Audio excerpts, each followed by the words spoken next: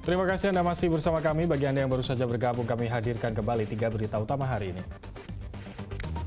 Penemuan jasad pria di terminal bus Pasar Jakabaring, Kota Palembang. Polisi tak menemukan bekas kekerasan di bagian tubuhnya. Dua bakal calon presiden mengunjungi sejumlah wilayah di Indonesia untuk melakukan safari politik. Bawaslu Ogan Komering Ulu dan Kota Palembang menertibkan sejumlah alat peraga kampanye yang menyalahi aturan.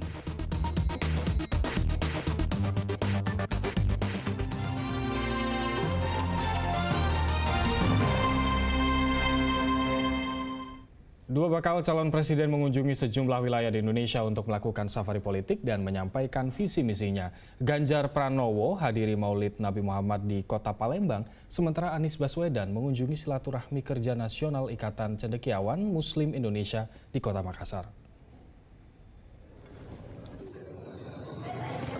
Ganjar Pranowo hadir dalam acara Maulid Nabi Muhammad yang diadakan Majelis Zikir dan Syair Munajah Al-Hidayah Kota Palembang. Kehadiran Ganjar disambut sejumlah ulama dan jemaah Majelis Zikir. Selain itu, hadir pula pendukung Ganjar Pranowo dalam acara ini. Menurut Ganjar, pertemuan dengan tokoh masyarakat Palembang kali ini sebagai bentuk silaturahmi. Dalam kesempatan ini, Ganjar menyempatkan ngobrol santai untuk menyerap aspirasi warga, dan jika nantinya terpilih sebagai presiden, Ganjar diminta memperhatikan kondisi di Sumatera Selatan.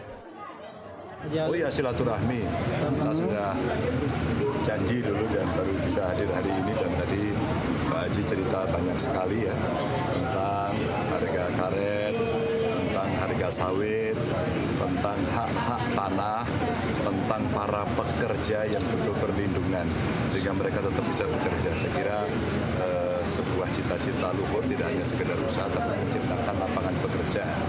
Sehingga tadi kita diskusi cukup banyak bagaimana para pengusaha yang sudah berinvestasi mendapat kepastian hukum.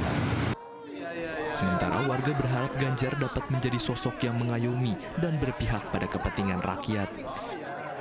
Mudah-mudahan menjadi sosok yang mengayomi dan berpihak pada rakyat lah. Terima kasih sebelumnya karena beliau artinya mengapresiasi kegiatan yang digelar oleh Majelis Zikir Syair Munajah Al-Hidayah yang dipimpin oleh Habib Qasim.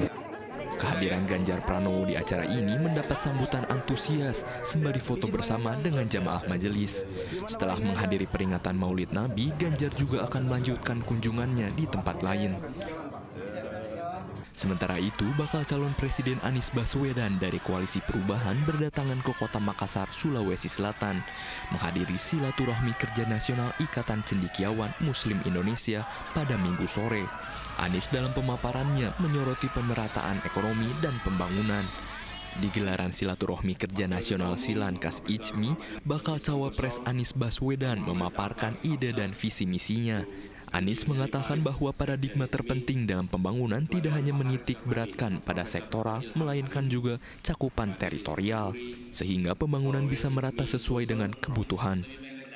Kata kunci yang selalu kami sampaikan adalah soal keadilan.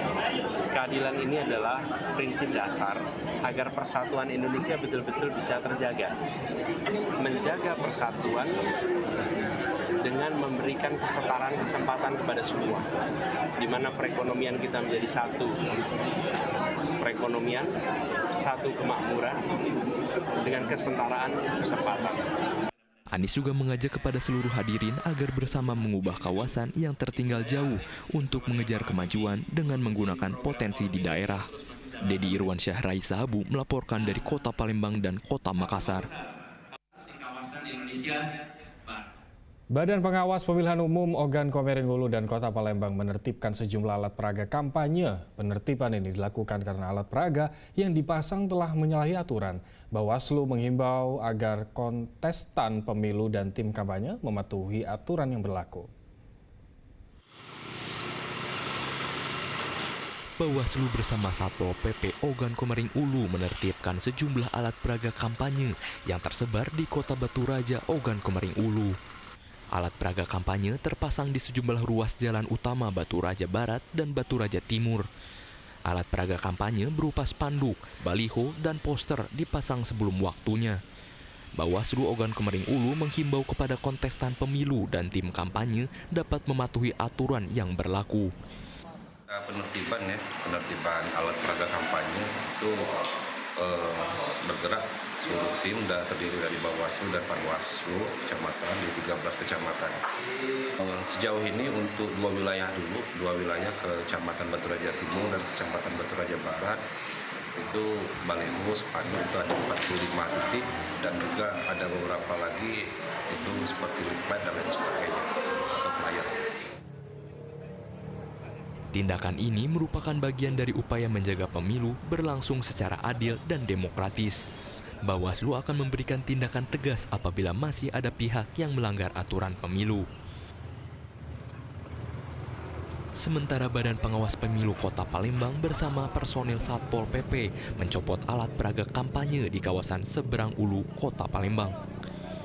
Adapun atribut kampanye yang dicopot petugas berupa poster, spanduk, hingga baliho.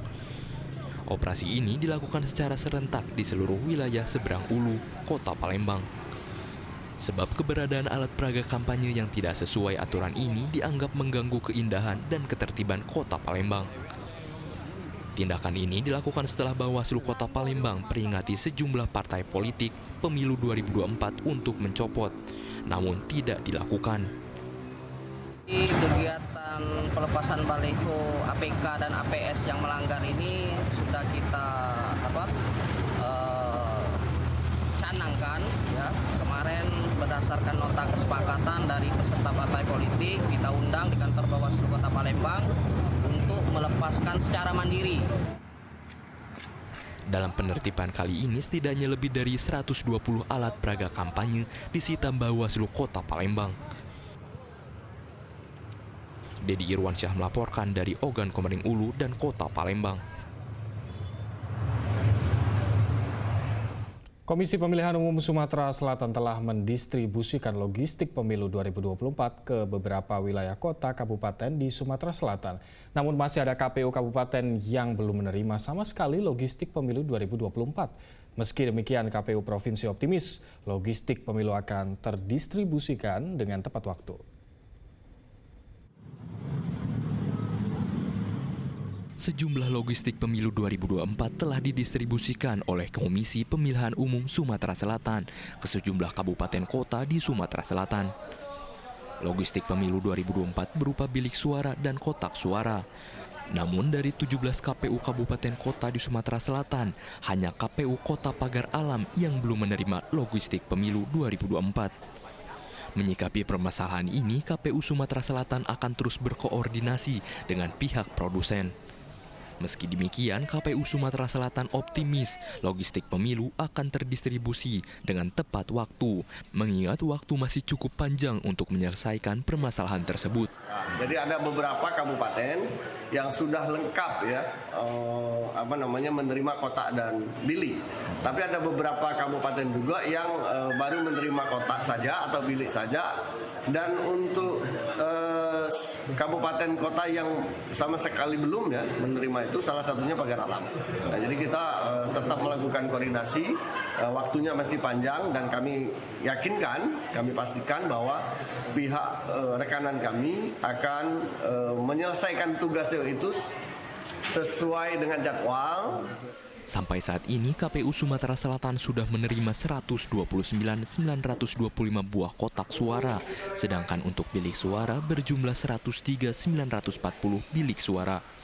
Nantinya di setiap TPS akan ada 5 kotak suara, yakni kotak suara untuk Presiden dan Wakil Presiden, DPR RI, DPD RI, DPRD Provinsi, dan DPRD Kabupaten Kota. Dedi Irwansyah melaporkan dari Kota Palembang.